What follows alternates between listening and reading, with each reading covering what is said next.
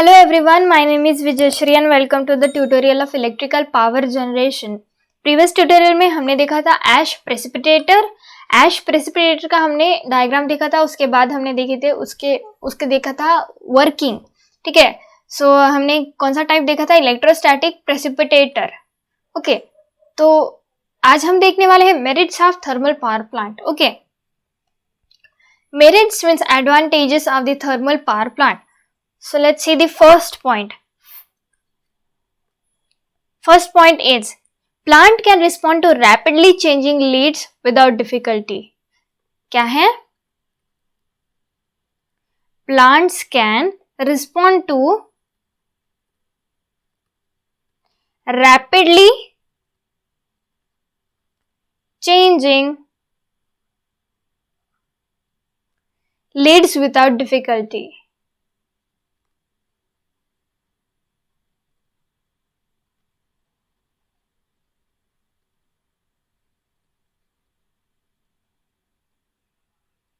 Okay, plants can respond to rapidly changing leads without difficulty. तो ये thermal power plant में बहुत easy होता है. जो भी रैपिडली चेंजिंग डिफिकल्टीज होती है लीड्स मीन्स फॉर एग्जांपल कोई प्लांट में किसी डिमांड है, कोई डिमांड जो चेंज होती रहती है, तो उसमें थर्मल पावर प्लांट में उस डिमांड को फुलफिल करने की कैपेसिटी होती है. ठीक है, तो कोई डिफिकल्टी नहीं होती थर्मल पावर प्लांट में. कोई लीड जो होती है रैपिडली कोई चेंज होता है पीक डिमांड उसके हिसाब से. Okay, then the second is fuel used is cheaper.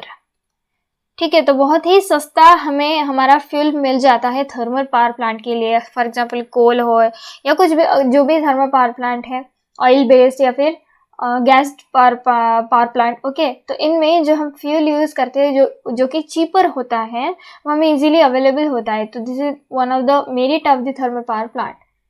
Third is less space required as compare to hydro power plant. Less space required.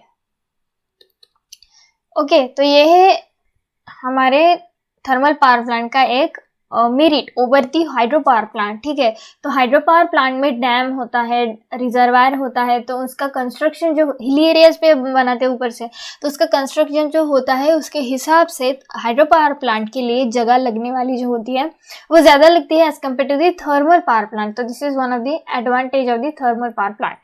Fourth is initial cost is lower than hydro and nuclear power plant. तो इसकी जो initial cost होती है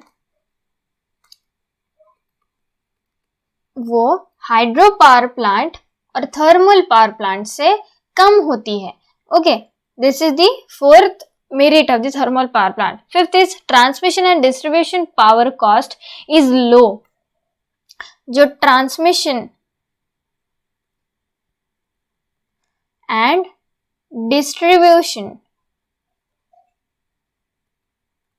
cost लगती है वो कम होती है.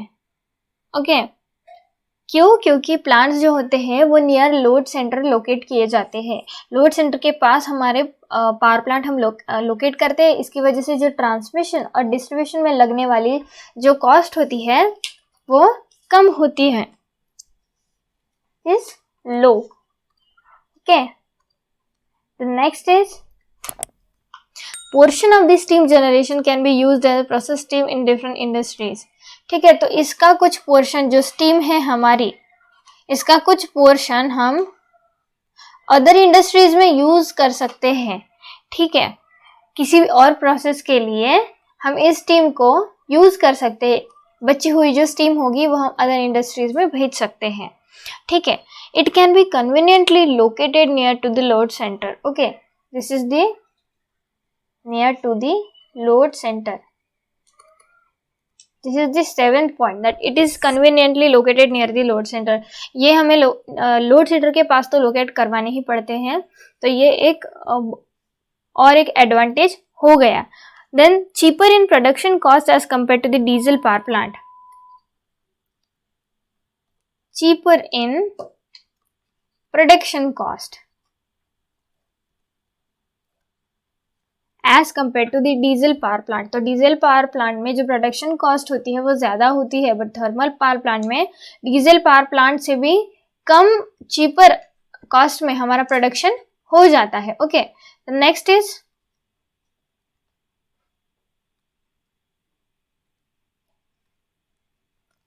और next point is boiler and turbine can work under 25% of overload continuously. ठीक है, तो ये जो हमारा बॉयलर है और जो हमारा टर्बाइन है, ठीक है, वो वर्क कर सकते हैं अंडर 25% ऑफ ओवरलोड। ठीक है, तो ये हमारे थर्मल पावर प्लांट का और एक एडवांटेज हो गया कि बॉयलर और टर्बाइन 25% ऑफ ओवरलोड में भी, मतलब अंडर 25% ऑफ ओवरलोड ये काम कर सकते हैं। तो ये इनकी काबिलियत है कि बॉयलर और टर्बाइन इनके 25% के ओवरलोड के अंदर भी काम कर सकते हैं। The next are demerits. Okay, तो अब हम देखेंगे demerits of thermal power plant. Okay, so first point is maintenance and operating cost are higher. First point is maintenance and operating cost higher. ठीक है, तो इसका ये डिसएडवांटेज हो गया। क्या था, इसकी इनिशियल कॉस्ट जो थी, ठीक है, वो कम थी, प्रोडक्शन भी कम दाम में हो रहा था, लेकिन जो मेंटेनेंस और जो ऑपरेटिंग कॉस्ट है हमारे थर्मल पावर प्लांट की वो ज़्यादा लगेगी। तो ये इसका एक डिसएडवांटेज हो गया। Next is large quantity of water is required. इसमें जो वाटर की क्वांटिटी होगी वो ज्यादा लगेगी as compare to the other power plants, other steam power plant. ठीक है, हमें हाइड्रो पावर प्लांट तो पानी पे ही बेस्ड था, लेकिन क्योंकि ये कोल पावर प्लांट है फिर भी इसमें जो वाटर की नीड होगी वो ज़्यादा होगी, इसकी रिक्वायरमेंट जो होगी वो ज़्यादा होगी। तो भारी मात्रा में वाटर का अवेलेबल होना ज़रूरी है थर्मल पावर प्लांट के लिए। Okay, the next is long time is required for erection. तो इसकी इरेक्शन प्रोसेस जो होगी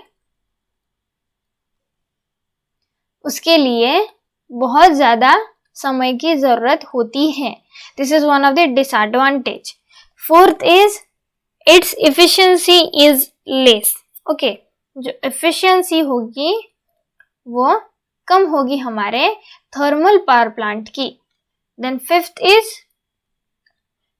it require lot of time for starting. तो इसकी जो स्टार्टिंग का टाइम होता है, ठीक है, स्टार्टिंग ऑफ द प्लांट, कितने आवर्स लगते हैं इसमें? 8 to 9 आवर्स का टाइम हमारे प्लांट को शुरू होने में लगता है, थर्मल पावर प्लांट, क्योंकि इसमें बहुत सारे सेक्शंस होते हैं, boiler, turbine, furnace, firing and all the things. तो इसको एक के बाद सब पूरा का पूरा प्लांट चालू होने में 8 to 9 आवर्स लग जाते हैं।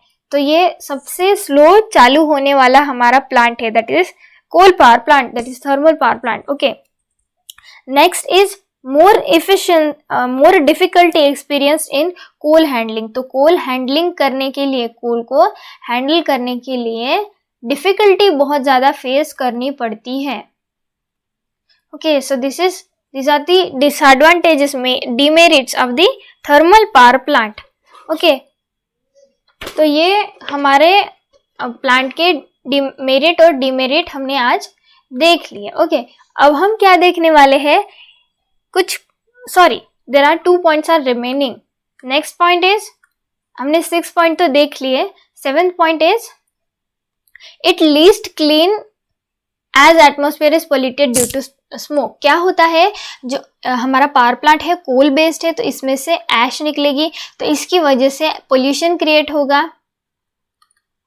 ओके, तो पोल्यूशन की वजह से जो हमारा थर्मल पावर प्लांट है, ओके, वो लेस क्लीन होगा, मीन्स इसमें गंदगी बहुत रहेगी as compare to the other power plant, तो इसके लिए ये लेस क्लीन होगा, तो ये इसका डिसएडवांटेज है।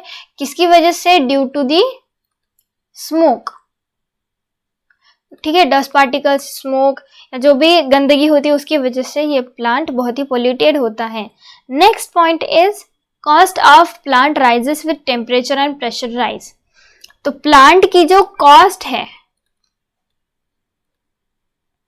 वो बढ़ जाती है, किसकी वजह से? टेम्परेचर, जो टेम्परेचर अगर बढ़ गया एंड जो प्रेशर राइज अगर ये बढ़ गया तो फिर ये ऑटोमेटिकली बढ़ जाएगा, ठीक है। अगर ये बढ़ गया तो हमारे पावर प्लांट की कॉस्ट भी ऑटोमेटिकली बढ़ जाएगी, इसलिए टेम्परेचर का और प्रेशर का कम होना जरूरी है, सो दैट प्लांट की कॉस्ट भी कम रहे हमारे। Okay, so these are the our demerits. हमने क्या देखा? सबसे पहले मेरिट्स देखे, there are some 9 points. Okay, then there is our demerits, इसमें कुछ 7 to 8 पॉइंट्स है। Next is our some of the questions about the thermal power plant. Okay, सबसे पहला क्वेश्चन देखते हैं हम, state the function of following components of thermal power station.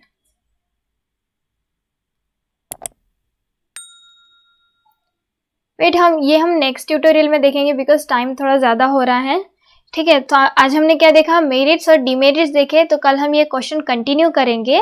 तो मिलते हैं हम नेक्स्ट ट्यूटोरियल में।